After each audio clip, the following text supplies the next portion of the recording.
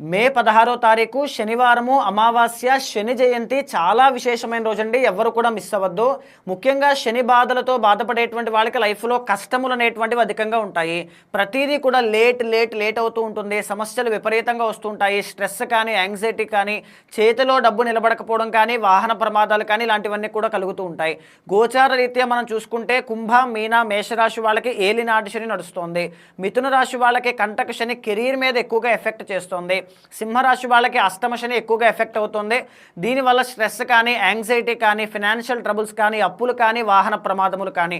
ధనస్సు రాశి వాళ్ళకి ముఖ్యంగా అర్ధాష్టమ శని అనేటువంటిది నడుస్తోంది. హెల్త్ ఇష్యూస్ అనేటువంటివి పెరిగే అవకాశాలు ఎక్కువగా ఉంటాయి. ముఖ్యంగా వీళ్ళే కాకుండా పర్సనల్ చార్ట్లో కూడా శని మహాదశ, అంతర్దశ, సప్తమాధిపతి శని వక్రగతిలో అష్టమంలో ఉండడం, మెరిటల్ లైఫ్లో ప్రాబ్లమ్స్ ఎక్కువగా ఉండడం, లీగల్ లిటిగేషన్స్ ఇలాంటివన్నీ కూడా చూస్తున్న వాళ్ళు మే 16 తారీఖున తప్పకుండా ఇప్పుడు నేను చెప్పబోయే 5